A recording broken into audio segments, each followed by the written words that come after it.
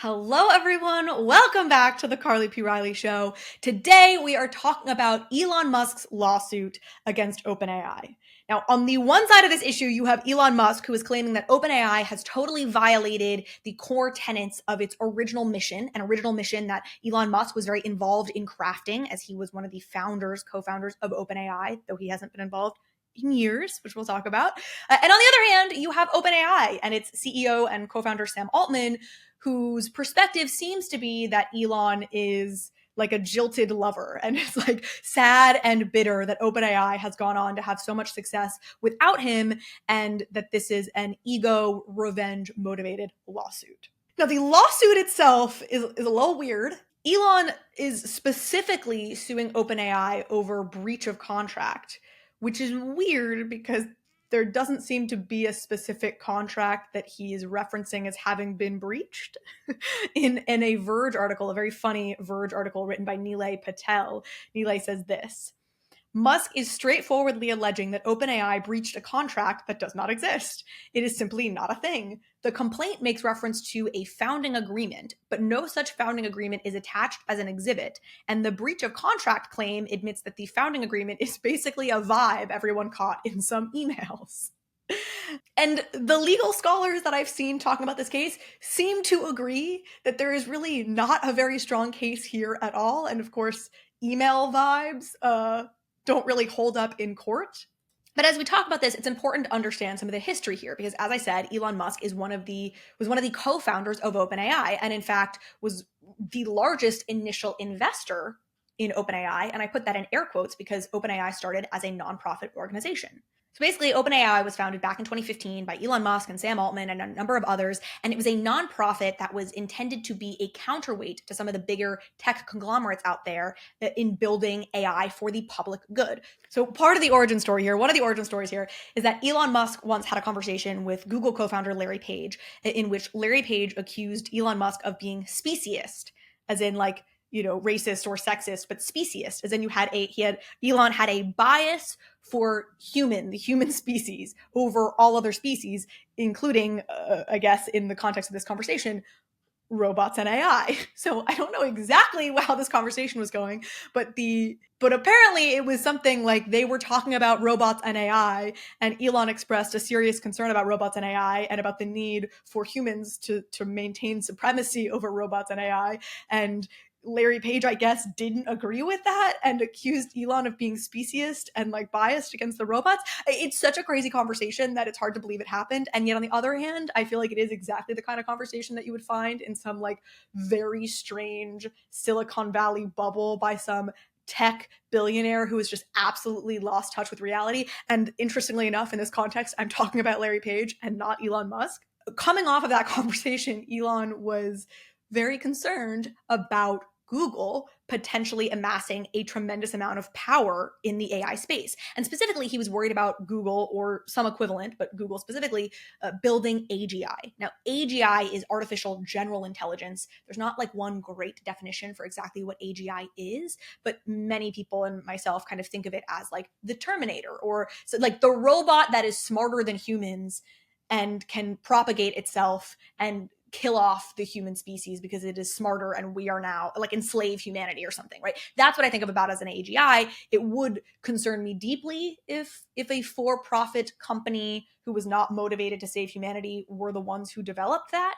And that was, I guess, Elon's fear as well. He got together with Sam Altman and a couple of others who all generally shared that fear, and they started OpenAI in 2015. One of the stated missions of OpenAI at the time, and still I suppose, is to advance digital intelligence in a way that is most likely to benefit humanity as a whole, unconstrained by a need to generate financial return. And while that is a really lovely and nice thought in theory, practical realities started to catch up with the company really quickly. And it became clear, seemingly to everyone involved within the first few years of OpenAI's existence, that they simply weren't going to be able to generate enough money, all the money that they would need to really make progress on this issue. They wouldn't be able to do that in a nonprofit structure. They wouldn't be able to raise enough money in a nonprofit structure in a traditional way. And so there was conversations around what should be done. And this is where it seems like a lot of the early team started to splinter or differ.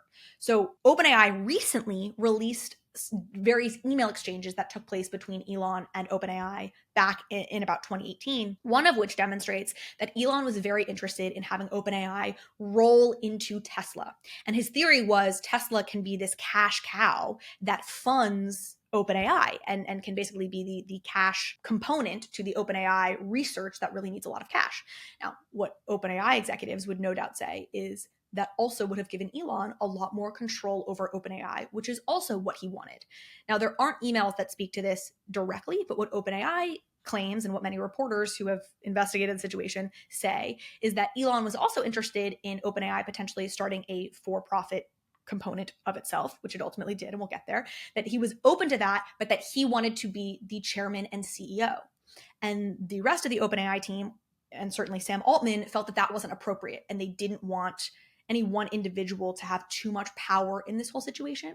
And that basically this led to a rift between the team, and Elon ultimately went his own way and left the company and said, I'm going to go found my own thing to be a counterweight to Google, because I don't think the way you guys are going about this, I don't think it's going to work. And that last point is really important because you see it actually in some of the emails that were released recently. There's an email from Elon to members of the OpenAI team that they've released from 2018 in which Elon says, my probability assessment of OpenAI being relevant to DeepMind/Google without a dramatic change in execution and resources is 0%. Not 1%. I wish it were otherwise. Even raising several $100 million won't be enough. This needs billions per year immediately or forget it. Unfortunately, humanity's future is in the hands of redacted. This is redacted, though my guess is he's probably saying Larry Page, or he's citing somebody else at DeepMind and Google. So what you hear there is Elon's skepticism that OpenAI is going to work. And I think this is important because I do think this supports the narrative that Elon is being a baby and is basically a jilted lover who is bitter that over the last 6 years he hasn't been instrumental in the most important AI company there is, and that he sort of got it wrong, that he was saying OpenAI wasn't going to work on the current trajectory they were working on, and then it went off and worked. Sam Altman, I believe, has one of the most incisive criticisms of Elon that I've ever heard. And he said, Elon Musk wants the world to be saved as long as he's the one saving it. And I think that is such a good line, because there's a lot of criticisms of Elon that I actually just don't think are valid. And then there are a lot of criticisms of Elon that I think are very valid, but they feel a bit tangential to him as this luminary founder and this luminary entrepreneur. And, it's criticisms about the way he behaves on Twitter or him as a role model, but they don't cut at the core of like him as an entrepreneur, which I think he should be resoundingly praised as an entrepreneur. And yet this feels like it is probably true that Elon Musk is very excited for the world to be saved, but it is also very important to him that he be at the center of that savior narrative. And the idea that OpenAI has now gone off and had a tremendous amount of success, and he was at the start of it, but he has not been at the center of it, I could totally see that making him quite bitter. And I think he's behaving like somebody who is bitter about that. Now, with that said, just because you are a jilted lover who is bitter about your ex does not mean that your ex is a perfect human being or that your ex is without criticism. And this is where we get to, again, setting aside the legal arguments that Musk is trying to make, which seem weak at best.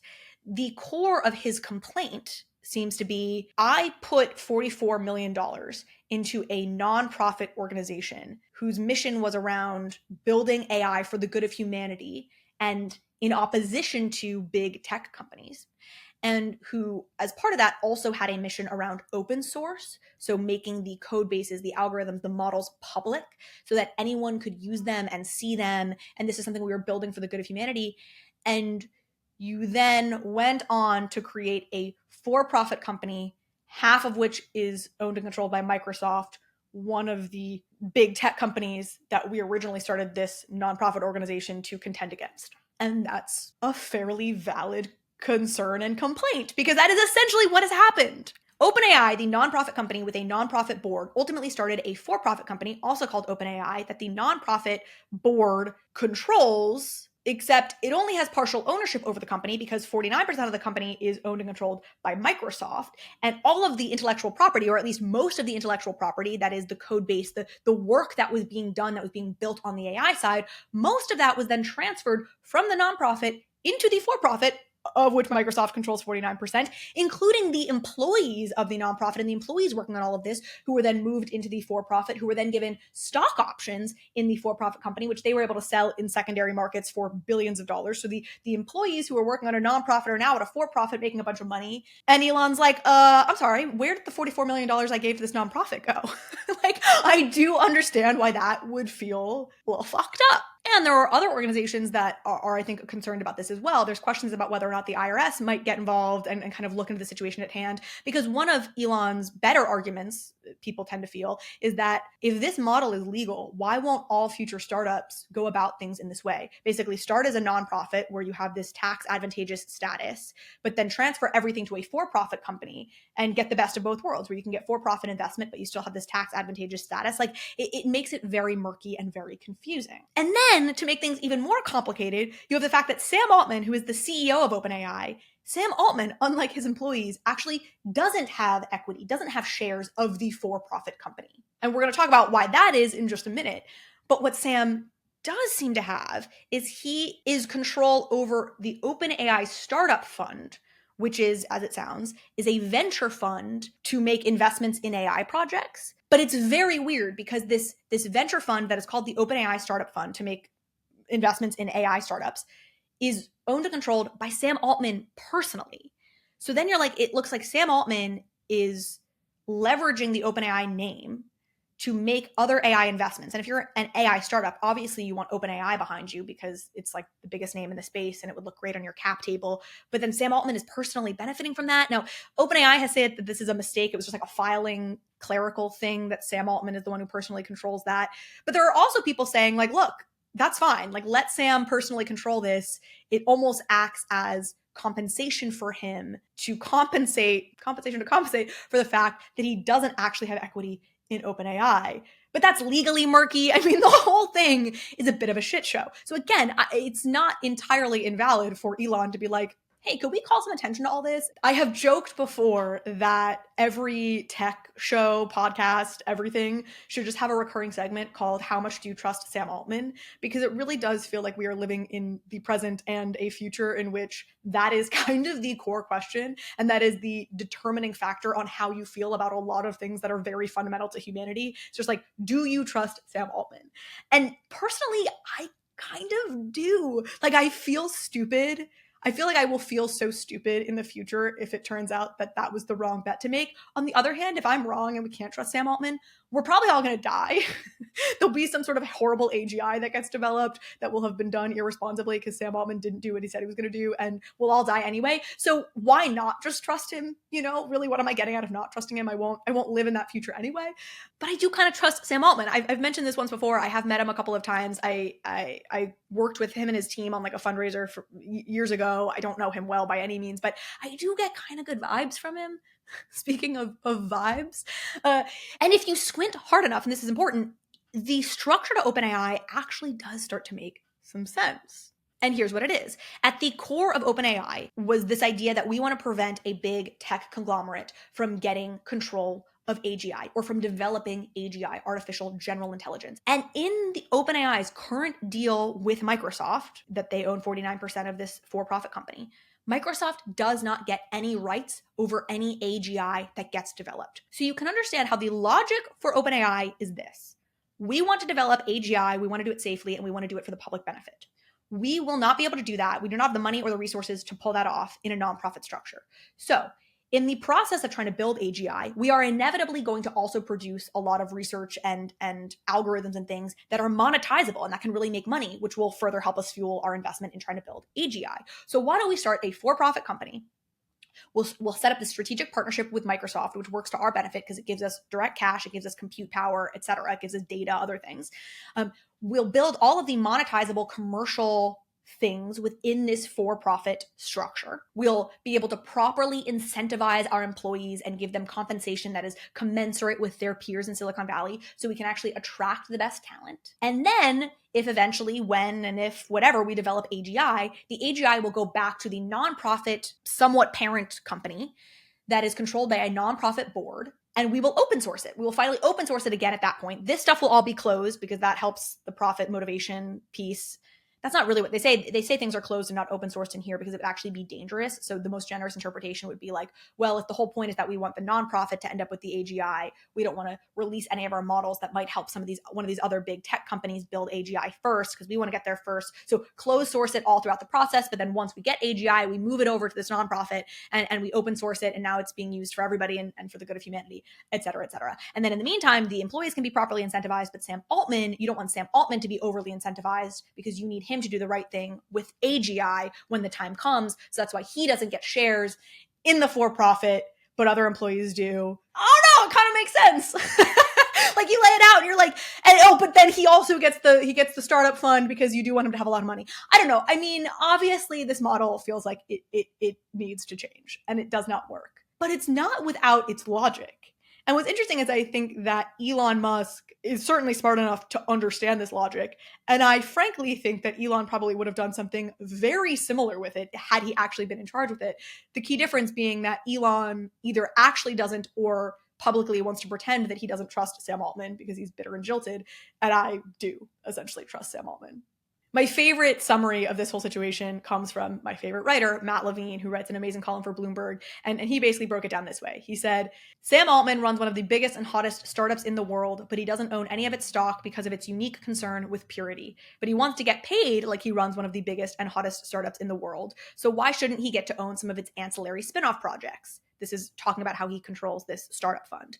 He can get rich off of the video editor and the legal tool, and Microsoft can get rich off of ChatGPT, and SoftBank can get rich investing in chip makers, and everyone can get rich off of something as long as no one gets rich off of AGI.